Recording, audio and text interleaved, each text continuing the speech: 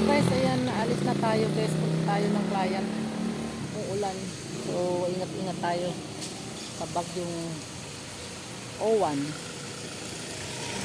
Ayan. Alis na ako, papunta na ako. Samahan niyo ako guys. Ingat po sa lahat.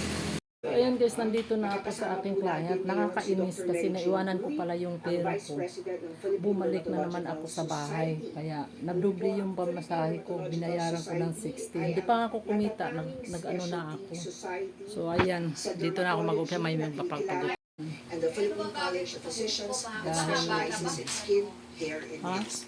Okay, Dermatological Society celebrating Skin Week. Bang, tanggalan natin. Bawasan. Konti lang. okay, so ngayon po ay makakasama natin si Dr. Mary Itong Jane. dulo, pwedeng tanggalin talaga yan. Pwede. Philippine Dermatological Nakakainis talaga yung ano ko, namasahe pa ako ng panibago. So merong itong ASEAN Society. So mag-uumpisa tayo ngayon. Pinaglalagyan ko, buti yung nga lang eh. Meron pa nga dito pero magaling. Nagbabakasyon din ang mga client ko. Bakit? Di ba nag-Halloween party, ano ba noong Oo. Ano pa? ngayon lang ako nagka-client uli. Client uli. Bakit? Nung Isang isang araw may client. Oo. Isang linggong wala? Halos. Bago mag-Halloween. Sabi ko. May celebrate kasi yun eh. Hmm. Ano na ngayon? Second ano na ngayon? Ngayon lang pangalawa lang ano. So ayan, ako mag-manicure. Ganda naman ang aking unan. No? Ano mo na lang. May Kikikin. di ba? Si Pocahontas. Ay, hindi. Pocahontas ba yan? Nilalagyan ko ng ganito yung tinanggal ko. So ayan, magmamanicure na ako. Nasaan yung pang sapi yun? Tama lang din ang kulay. Pag ibang kulay, dapat violet. Kababayan, no? Ano ba ulit? Ito nga, nilagyan ko pa yan eh. Kaya ito lang hindi ko nga magupit ano na nga sira. Okay. Nasira na Free. ito. Okay. Nung nagpamanicure ako, hindi mo ito ginalaw. Ginalaw mo rin ako na. Isang buwan na yata ito eh. Meron din po by tomorrow. Tomorrow din, libre. Ba't parang mainit? Ito, meron din Nakabukas yun? Oo. sa ating Walang Hindi hangin. ko inventi lang dito.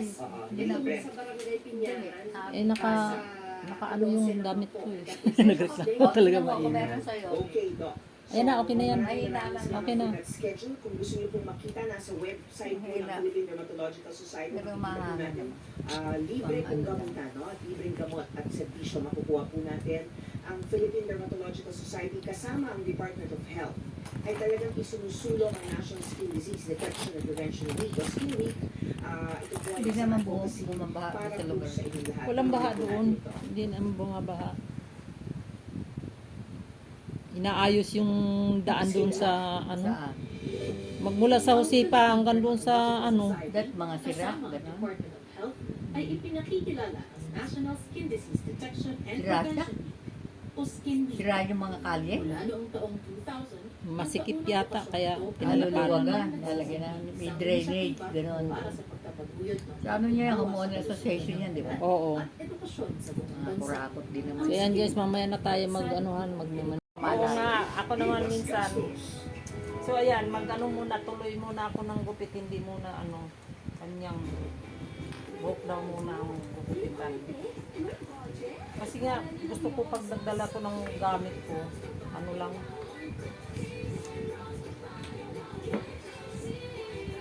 Hindi naman nililipad, okay lang. Hindi. At iharap ko rito yung ventilador. Okay lang, mahina naman. Ayun, meron naman yung mahina. Hindi na ako nag-aircon, lalamig eh, ginawin ako. Basta na yung ikot ko. Grabe naman yung katawa, bakal naman. Ako, nung alam mo, nung isang araw, pagka pinawisan ako, sumama nga pakiramdam ko. Pag ako'y pinapawisan, sumasama pakiramdam ko. Ibang klase. hindi ako wala yung skin na ayan. Umulan pa ba? Punta ka dito, umuulan. Super typhoon. Sa Metro Manila, higit yung 30 lugar ang signal number 3. Metro Manila, signal number 3.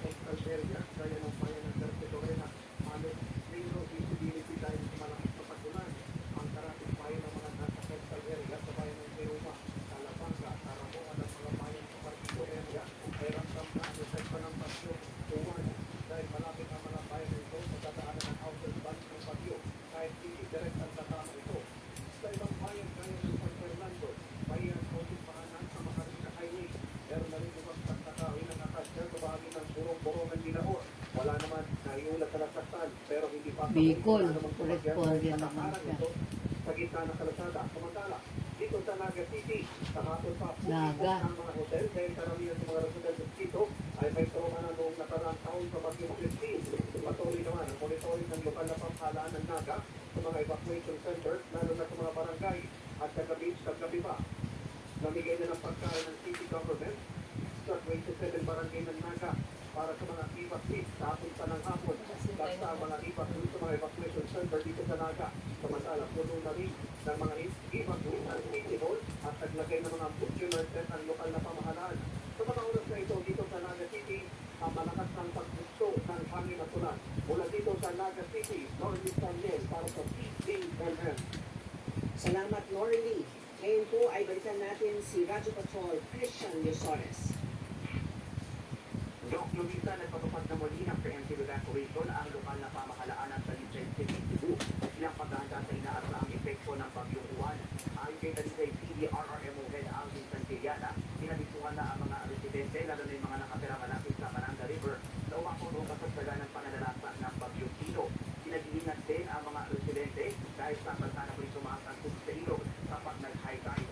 Dahil ang bahagi ng panayam kay Alvin Santillana, Head ng Talisay PDRRMO.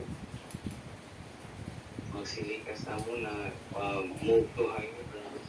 Kasi we saw some natarpulin na nakagawin ang bahay nila. So this is not advisable, pero still then we still need them to vacate the area because we might get hit by malakas na rainfall, so mag-flash flood na naman. So it's very important na i-move to higher grounds. Maski na for a while lang kasi probably this will last only for one day lang. So, kumisa sa datos ng LGU, nasa 2,481 na pamilya o may 10,000 individual ang naapektuhan ng bagyong Tino dito sa Talisay City. Yung sa kanila ay nananatili sa mga eskwelahan, barangay court at simbahan na nagsisilbing evacuation center. Habang iba ay nakatira sa kanilang mga kamag-anak. Sa katunayan, natagpaan yung bilang ng mga bakwit sa apat na sumunod evacuation center dahil unang pinalikas ngayon yung mga internally displaced persons at yung vulnerable sector. Anim na barangay ang pinaka-apektado ng bagyong Tino, kabilang ang barangay Coblog, Diarcong, San Isidro at Lawaan 2 at 3 na malapit dito sa ilog. Tiniyak naman ng lokal na pamahalaan ang patuloy paghahatid ng tulong gaya ng linis pa, pagkain at inulit para sa mga pinagyo. Ito ang kumpirmadong namatay sa Talisay City dahil sa bagyong Tino at nagdeklara na rin ang state of calamity ng lokal na pamahalaan. At yan ang balitang kumpirmado. Sigurado, mula sa Talisay City, Cebu.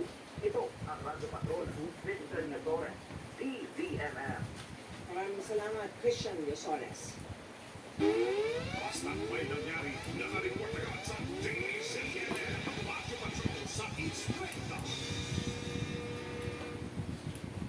So yun po ang ating po mga Radyo Patrol. Ingat po tayong lahat. Kita po natin ang kanilang pagsasacrifice at pagtalagang nilirisk nila ang kanilang mga buhay. Makabigay lang po ng update po sa ating lahat. Ngayon po ay makakasama natin si Dr. Malu Palmero, isa po siya active consultant and past chairman ng Section of Dermatology ng the Medical City, Ortigas, at ang Vice President ng Pediatric Dermatology Society of the Philippines. At syempre, miyembro po Nel, ng Philippine Dermatological Society. ano kayo bukas pa? Hindi Hindi naman, kaya lang signal number 3. Huwag kayong magpagabi kasi baka yung dadaanan nyo yung mga baha-baha. Halo na natin yung mga Ha? updates na po natin from the Malakas ng ulan dyan? Dermatological Society. May As for... we discussed, Wala, yung, wala. we-expect na Gano'n? sa balat. Ano kayo, pakitilahin nyo muna. Kasi signal number 3 nga tayo. So, kapag kagulan, marami Hindi, signal number 3. mga sakit sa balat na Ang dadaanan nyo, yun ang baka may mga... skin infection. Yung balat will usually be impaired, so it gives you impaired protection. So lumalabas yung tinatawag na nagkakaroon ng tinatawag na transitory water loss. Okay, da. Ito yung tinutuloy mo ito mawawala. Oo. Pangit. Maraming salamat dito. Sian natin. Parang ganun kay Yung ganyan lang. Oo. Pero yung dito, konti. Babawasan yan kasi mahaba na yung mo. Konti lang. Yan naman, tanggalin mo. Wala ako.